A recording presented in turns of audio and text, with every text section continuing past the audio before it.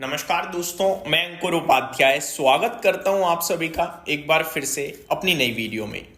दोस्तों यहां पे आप सभी के साथ एक दिग्गज बैंक के बारे में बात करने जा रहा हूं और वो दिग्गज बैंक है दोस्तों कोटक महिंद्रा बैंक। बड़े लंबे समय बाद कुछ ऐसा होने जा रहा है जो कोटक महिंद्रा बैंक ने पिछली बार आज से 15 साल पहले किया था। क्या है दोस्तों, मैं डिटेल्स आपके साथ शेयर करता हूं।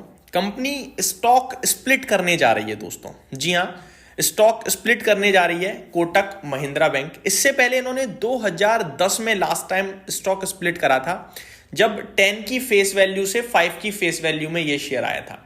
अब पहले तो मैं आपको बताना चाहूंगा ये फेस वैल्यू, ये स्टॉक स्प्लिट क्या इंपॉर्टेंस रखता है, क्योंकि अगर ये टर्म ही समझ में नहीं आया तो ये वीडियो ही बेकार है आपके लिए।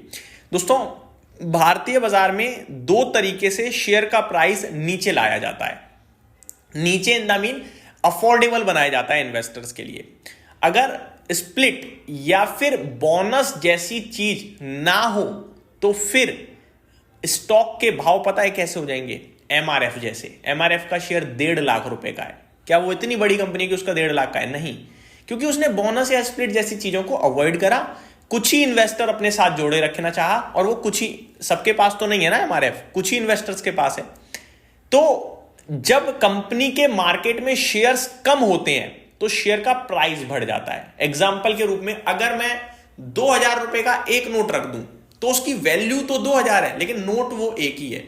उसके सामने अगर मैं 100 रुपए के 20 नोट रख दूं तो नंबर ऑफ नोट्स 20 हो गई, लेकिन वैल्यू उसकी भी 2000 ही है।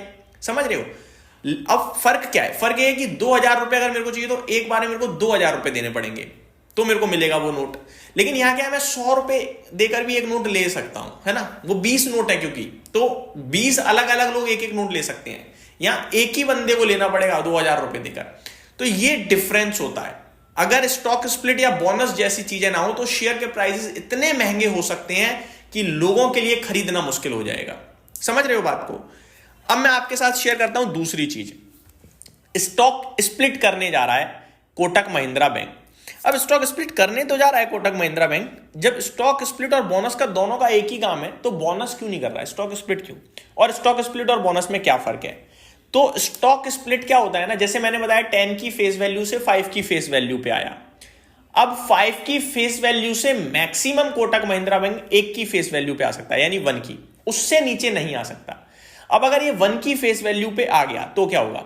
फॉर एन एग्जाम्पल, अभी कोटक महिंद्रा बैंक का शेयर जो है 2100 के समथिंग का है। मैं एग्जैक्टली आपके साथ शेयर करता हूं। कोटक महिंद्रा बैंक 2080 का है, ठीक है। अब अगर मैं इस 2080 को 5 से डिवाइड कर दूं तो मेरा निकलता है भाव 416 रुपए का। अब मान लो कोटक महिंद्रा बैंक अपनी बोर्ड मीटिंग में स्टॉक स्प्लिट अनाउंस कर देता है और कह देता है हम 5 की फेस वैल्यू से 1 की फेस वैल्यू पे ला रहे हैं, तो 416 रुपीज का ये शेयर हो जाएगा। अब 2100 रुपए से सीधे 416 हो गया, लोगों के लिए अफोर्डेबल हो गया।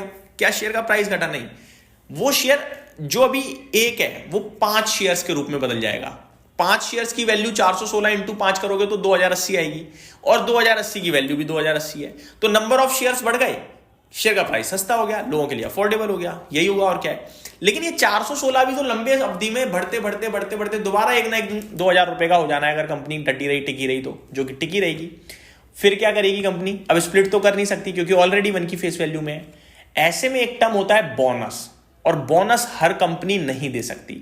स्प्लिट कोई भी कंपनी कर सकती है जिसकी 1 से ज्यादा फेस वैल्यू है। जैसे कोटक बैंक ने 5 की फेस वैल्यू से 1 की फेस वैल्यू पे ले आए, 10 की फेस वैल्यू से 5 पे लाए थे। लेकिन अगर कोई कंपनी बोनस दे रही है तो उसको बोनस अनाउंस करने के लिए अपनी फाइनेंशियल जो स्ट्रेंथ है वो मजबूत करनी पड़ती है, क्योंकि बोनस देने के लिए कंपनी के पास रिजर्व्स होना जरूरी है, फंड होना जरूरी है, बैलेंस शीट स्ट्रांग होना जरूरी है। बोनस हर कोई नहीं दे सकता। हालांकि कोटक बैंक बहुत स्ट्रांग है बैलेंस शीट वाइज, उन्होंने डिसाइड किया कि वो स्प्लिट कर रहे हैं, वो चाहे तो बोनस भी कर सकते हैं, लेकिन उन्होंने स्प्लिट ही अनाउंस डिसाइड किया कि हम स्प्लिट को लेकर विचार करेंगे। ठीक है जी, तो आप बोनस और स्प्लिट को लेकर चीजें क्लियर हो गई होंगी आपकी। और दूसरी बात, कोटक महिंद्रा बैंक को लेकर भी चीजें क्लियर हो गई होंगी। कोटक महिंद्रा बैंक स्प्लिट को लेकर विचार करने वाला है। अब कब विचार करने वाला है वो मैं आपके साथ शेयर करता हूं। 21 नवंबर दोस्तों वो डेट है जो आपको याद रखनी है, क्योंकि 21 नवंबर को कंपनी स्टॉक स्प्लिट के प्रस्ताव पर विचार करेगी। डिस्कशन होगा बोर्ड मेंबर्स के बीच में कि हमें स्टॉक स्प्लिट करना चाहिए या नहीं करना चाहिए, तो किस रेशो में करना चाहिए। जब विचार करते हैं तो आ ही जाता है। अब तो सिर्फ ये देखना है कि किस रेशो में आता है, 5 की फेस वैल्यू से 2 की फेस वैल्यू पे या 1 की फेस वैल्यू पे, सिर्फ यही देखना है। अगर आप कंपनी की बात करें तो बहुत स्ट्रॉन्ग कंपनी है, लेकिन बीते कुछ समय से इसने बहुत नेगेटिव परफॉर्मेंस दी है। मैं आपको बताना चाहूंगा, कुछ खास किया नहीं है कोटक बैंक ने, अगर आप इसे कंपेयर करेंगे अदर प्राइवेट क्षेत्र की बैंकों से। मैं आपको बताना चाहूंगा बीते 5 साल में मात्र 17% के रिटर्न हैं कोटक महिंद्रा बैंक के, और वो भी जस्ट अभी आगे, वरना आज से 2 महीने पहले पीछे ही था। वहीं दूसरी तरफ आप इसको HDFC बैंक, ICICI बैंक या एक्सिस बैंक से कंपेयर करोगे, जो इसी के कॉम्पिटिटर है प्राइवेट क्षेत्र बैंक में, उन्होंने इसके मुकाबले तो काफी अच्छा परफॉर्म किया है।